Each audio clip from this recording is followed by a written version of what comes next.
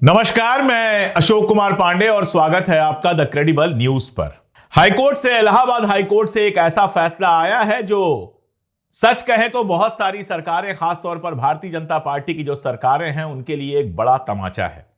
और इस फैसले की बात है इसलिए मैं बात कर रहा हूं, वरना टिप्पणियां, कड़ी टिप्पणियां, डांट फटकार ये सब तो चलता ही रहता है, लेकिन ये एक कानूनी फैसला है, इलाहाबाद हाई कोर्ट का फैसला है। इसीलिए तमाम कोर्ट्स में और हाई कोर्ट्स में यह फैसला एक नजीर की तरह काम करेगा। यह फैसला क्या है, इस फैसले को समझने के लिए आपको थोड़ी पुरानी घटना, 18 जनवरी की घटना समझनी पड़ेगी। 18 जनवरी को आपको याद है, हमने भी वीडियो किया था, उत्तर प्रदेश के बरेली जिले में एक गांव में 12 लोगों को गिरफ्तार किया था पुलिस ने। और उनके ऊपर आरोप क्या था कि वो एक घर के अंदर नमाज पढ़ रहे हैं। एक घर के अंदर नमाज पढ़ना अपराध बन गया था।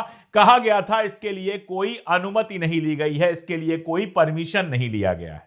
जिसका घर था, हनीफ नाम का व्यक्ति था, वो वहां पर था और उसकी सहमत से उसके घर के अंदर लोग नमाज पढ़ रहे। यह घटना आपको अच्छी तरह से याद होगी। तब भी हमने सवाल उठाया था कि नमाज पढ़ने या पूजा कराने के लिए किस तरह की परमिशन चाहिए। तब भी मैंने यह सवाल पूछा था कि अगर मेरी मां कुछ महिलाओं के साथ मेरे घर के अंदर भजन कीर्तन करना चाहती हैं तो क्या उसके लिए थाने से मुझे अनुमति लेनी पड़ेगी? और अगर मेरी मां को पूजा करने के लिए या फिर अपनी सहेलियों के साथ भजन कीर्तन करने के लिए कोई अनुमति नहीं लेनी पड़ती है, तो नमाज पढ़ने के लिए किसी तरह की अनुमति की जरूरत क्यों होनी चाहिए? और यह बार बार हो चुका है।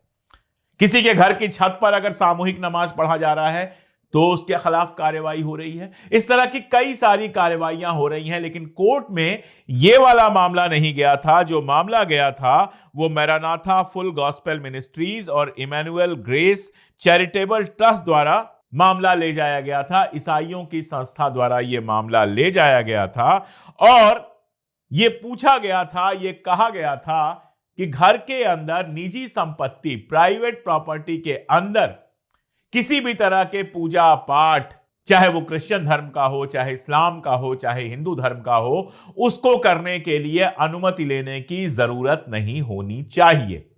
यह फैसला बहुत इंपॉर्टेंट इसलिए भी है कि अदालत ने कहा है कि भारत के संविधान, कॉन्स्टिट्यूशन ऑफ इंडिया, हिंदुस्तान के आईन, इसका जो आर्टिकल 25 है उसके तहत आती है पूजा पाठ करने की अनुमति। यानी कि मौलिक अधिकार जो हमारे हैं, जो फंडामेंटल राइट्स हैं, भारतीय संविधान ने भारत के हर नागरिक को, चाहे वो किसी भी धर्म का हो, किसी जाति का हो, किसी इलाके का हो, जो फंडामेंटल राइट्स दिए हैं भारतीय नागरिक होने के नाते, उसमें पूजा पाठ करने का अधिकार शामिल है। और माननीय हाईकोर्ट ने यह कहा है कि फंडामेंटल राइट्स जो अपने हैं उसको परफॉर्म करने के लिए, उसके लिए किसी भी तरह के किसी परमिशन की जरूरत नहीं है। इस बात को समझिए, संविधान ने हमें कुछ फंडामेंटल राइट्स दिए हैं और उसमें अपने धर्म के हिसाब से पूजा पाठ करने का अधिकार भी शामिल है। और जो हमारे फंडामेंटल राइट्स हैं, चाहे वो वोट देने का अधिकार हो या इस तरह की चीजें हैं, उसके लिए हमें किसी के परमिशन की जरूरत नहीं है। इसका मतलब क्या हुआ कि बरेली में वो जो लोग एक घर के अंदर, एक निजी घर के अंदर, एक प्राइवेट प्रॉपर्टी के अंदर नमाज पढ़ रहे थे, उसके लिए किसी भी परमिशन की जरूरत नहीं है। जो लोग छत पर, किसी के प्राइवेट घर के छत पर नमाज पढ़ रहे हैं, उसके लिए किसी भी परमिशन की जरूरत नहीं है। अगर कोई ईसाई अपने घर के अंदर ईसाई धर्म से संबंधित कोई सामूहिक कार्यक्रम करता है या पूजा पाठ करता है तो उसके लिए किसी परमिशन की जरूरत नहीं है। और देखिए, यह इतनी बड़ी बात नहीं है, ये तो हम लोग सब जानते हैं। यह बहुत साधारण सी बात है जो कोर्ट में जानी ही नहीं चाहिए थी। लेकिन चाहे वो यूपी की सरकार हो, चाहे मध्य प्रदेश की सरकार हो, छत्तीसगढ़ की सरकार हो, और इस तरह की भारतीय जनता पार्टी के सरकारों के राज में लोग घर के अंदर नमाज पढ़ रहे हैं, लोग घर के अंदर कुछ इस तरह की पूजा अर्चना कर रहे हैं। और जो नए नए देशभक्त गुंडे बने हुए हैं, कोई दल का है, कोई किसी रक्षा दल का है, कोई फला है, कोई ढिमका है, ये उन लोगों को जाकर डिस्टर्ब करते हैं, उनकी शिकायत करते हैं और पुलिस इनके खिलाफ कार्रवाई करने की जगह जो नमाज अदा कर रहे हैं चुपचाप, उनके खिलाफ कार्रवाई करती हुई देखी गई। इसीलिए यह मामला गया हाईकोर्ट में और अब हाईकोर्ट के फैसले के बाद इस तरह की कार्रवाई नहीं होगी, यही उम्मीद की जा सकती है। हालांकि हमारी सरकारें अब ऐसी हो गई हैं कि हाईकोर्ट सुप्रीम कोर्ट के फैसलों की भी चिंता नहीं करती। जब इलाहाबाद हाईकोर्ट ये फैसला दे रहा था, उसी के आसपास हमारे सुप्रीम कोर्ट ने भी एक बड़ा कदम उठाया है। ये दोनों घटनाएं एक ही दिन हुई हैं। धर्मांतरण कानून को लेकर आप जानते हैं कि बहुत तमाशा मचता है। अभी मैं उत्तराखंड का एक डेटा पढ़ रहा था जिसमें 65-66 केस किए गए, 6 या 7 जो है वो सही पाए गए, बाकी केस का कोई बेस ही नहीं था। तो मैंने अपने ट्विटर पर लिखा था कि भाई उन 66-67 लोगों को परेशान करने का मौका मिल गया, यही अपने आप में बेस है। उत्तराखंड में तो क्या क्या चल रहा है कहने की जरूरत नहीं है। सुप्रीम कोर्ट के फैसले पे आऊं इसके पहले मोहम्मद दीपक, जो अपने आप को कह रहे हैं, दीपक कुमार उनका नाम है, आपको पता ही होगा कि एक दुकान में बजरंग दल के गुंडे घुसे थे और दुकानदार जो थे वो मुसलमान थे। उनकी दुकान का नाम बदलने के लिए कह रहे थे दुकान में बाबा नाम नहीं हो सकता, कपड़ों की दुकान थी। अब आप देखिए, बाबा जो नाम है वो अरबी से आया हुआ नाम है। फरीद बाबा आपने सुना होगा, पीर बाबा की मजार सुनी होगी। तो बाबा कोई ऐसा नाम नहीं है जो संस्कृत से आया हो या जिसका मुस्लिम कल्चर से कोई लेना देना ना हो। दूसरा मैं आपको बताऊं, आप हमारे देवरिया गोरखपुर के आसपास जाएंगे तो बाबा नाम से बच्चों के कपड़ों की दुकानें आपको बहुत मिलेंगी। मैंने अभी ऑफिस में आने के बाद हमारे एक साथी हैं इलाहाबाद के, उनसे कंफर्म भी किया कि इलाहाबाद के इलाके में बच्चों को बाबा कहा जाता है। मेरी नानी इलाहाबाद की थी, वो बच्चों को बाबा कहती थी, मेरी स्मृति में था। और अभी मैंने फिर कंफर्म किया इलाहाबाद के एक मित्र से, तो उन्होंने यही बताया कि बच्चों को बाबा कहा जाता है। तो बच्चों को बाबा कहा जाता है, पीर बाबा होते हैं, फकीर बाबा होते हैं, मलंग बाबा होते हैं और हिंदू धर्म में भी बाबा होते हैं। लेकिन एक मुसलमान की दुकान पर ये लोग पहुंच गए कि आप बाबा नाम का इस्तेमाल नहीं कर सकते हो। तभी दीपक सामने आए, उन्होंने रोका और जब उनसे नाम पूछा तो उन्होंने बड़े शान से अपना नाम मोहम्मद दीपक बताया। बहुत सारे लोग अपने नाम में मोहम्मद लगाने पर उनका मजाक उड़ा रहे थे। उनको मैं याद दिला दूं कि एक भारतीय क्रांतिकारी अपना नाम मोहम्मद सिंह आजाद बताते थे। ये सब इतिहास में है, अगर कोई ढूंढना चाहेगा तो सब मिल जाएगा। खैर, तो उस मामले में अगर आप देखेंगे उत्तराखंड पुलिस का, कल मैं वीडियो देख रहा था, हमारे बड़े भाई अजित अंजुम वहां गए हुए थे। आप सब लोगों ने वो वीडियो जरूर देखा होगा, नहीं देखा होगा तो जाकर देखिए। फील्ड से रिपोर्ट किया है कि जब एएसपी साहब के ऑफिस में वो सवाल पूछना शुरू करते हैं तो कैसे एएसपी साहब गोल गोल जवाब देते हैं और अंत में जवाब देने से मना कर देते हैं।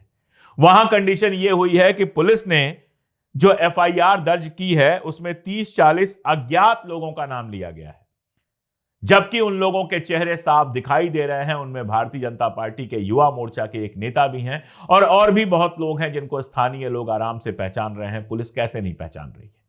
तो 40-50 अज्ञात लोगों के खिलाफ मुकदमा दर्ज किया गया है। जो दुकानदार हैं वकील अहमद, उनकी शिकायत पर बजरंग दल के कार्यकर्ता हैं गौरव कश्यप, शक्ति सिंह और अन्य के खिलाफ नामजद रिपोर्ट की गई है। मजेदार बात यह है कि बजरंग दल के जो कार्यकर्ता हैं कमल पाल और गौरव कश्यप, उन्होंने दीपक कुमार और उनके साथी विजय रावत के खिलाफ एफआईआर दर्ज की है। एफआईआर में लिखा जाना चाहिए था कि दीपक कुमार और उनके साथी की विजय रावत की सबसे बड़ी गलती यह है कि गुंडागर्दी करने से उन्होंने रोका। एक मुस्लिम के दुकान में घुसकर गुंडागर्दी कर रहे लोगों को उन्होंने रोका और उत्तराखंड में यह भी एक बड़ा अपराध है शायद, इसीलिए एफआईआर उनके नाम से दर्ज की गई है। खैर, बात कर रहा था मैं सुप्रीम कोर्ट की। सुप्रीम कोर्ट ने धर्मांतरण विरोधी कानून पर, एंटी कन्वर्जन जो लॉ हैं जिनमें बहुत सारे मुसलमानों और ईसाइयों को लगातार परेशान किया जा रहा है, उन सभी राज्यों को, 12 राज्य जिन्होंने ऐसा कानून बनाया है उनको और सेंटर को बाकायदा एक नोटिस जारी की है और 4 हफ्ते के भीतर जवाबी हलफनामा दाखिल करने के लिए कहा है। तो जाहिर है कि इस मामले को लेकर भी सुप्रीम कोर्ट में हलचल मची हुई है। अब जब सरकार का जवाब आएगा तब देखा जाएगा कि सुप्रीम कोर्ट ये जो एंटी कन्वर्जन लॉ है इसको लीगल मानती है या इल्लीगल मानकर रद्द कर देती है। तो जाहिर तौर पे चाहे वो दीपक का मामला हो, वो भी उम्मीद पैदा करता है कि अभी भी ऐसे नौजवान हैं हमारे बीच में जो सांप्रदायिक नफरत के शिकार नहीं हुए हैं, जो सांप्रदायिक नफरत फैलाने वालों के खिलाफ खुद को रिस्क पर लगाकर खड़े होते हैं। बाद में जो उनका एक वीडियो आया था बयान के शक्ल में, जाहिर तौर पर वो बहुत हिम्मत देने वाला था कि सरकार, पुलिस, इतने सारे गुंडों के बावजूद वो दबे नहीं हैं, डरे नहीं हैं और अपने स्टैंड पर कायम हैं कि देश के अंदर हिंदू मुस्लिम एकता होना चाहिए। इलाहाबाद हाईकोर्ट का जो फैसला आया है वो भी उम्मीद जगाता है कि अब कम से कम लोग अगर अपने घर के अंदर पूजा पाठ, नमाज कुछ भी कर रहे हैं तो उनको रोका नहीं जाएगा। कोर्ट ने यह बताया है, यह दोबारा बताया है, जानना तो पुलिस को वैसे भी चाहिए था कि आर्टिकल 25 के तहत यह हमारा फंडामेंटल राइट है, हमारा मूलभूत अधिकार है कि हम अपने तरीके से पूजा पाठ कर सकें और मूलभूत अधिकार को लेकर हमें किसी परमिशन की जरूरत नहीं है। इसलिए अगर अपने घर में हम इस तरह का कोई कार्यक्रम अपनी प्राइवेट प्रॉपर्टी पर करना चाहते हैं तो किसी पुलिस की परमिशन की जरूरत नहीं है। और सुप्रीम कोर्ट में भी जो हलचल है एंटी कन्वर्जन लॉ को लेकर, वो भी उम्मीद जगाती है कि यह संभव है कि सुप्रीम कोर्ट इस लॉ को इलीगल बताकर पूरी तरह से खारिज कर दे। अगर ऐसा होता है तो लोगों को बहुत राहत मिलेगी, क्योंकि इस मामले में बहुत सारे बेकसूरों को फंसाया जा रहा है। तो तमाम अंधेरों के बावजूद उम्मीदें जिंदा रहती हैं। इन्हीं उम्मीदों पर हम भी जिंदा हैं कि एक दिन इस नफरत से इस देश को मुक्ति मिलेगी और ये देश पहले की तरह ही साथ मिलकर चलने वाला खुशहाल देश बनेगा। आज के लिए इतना ही, बहुत शुक्रिया।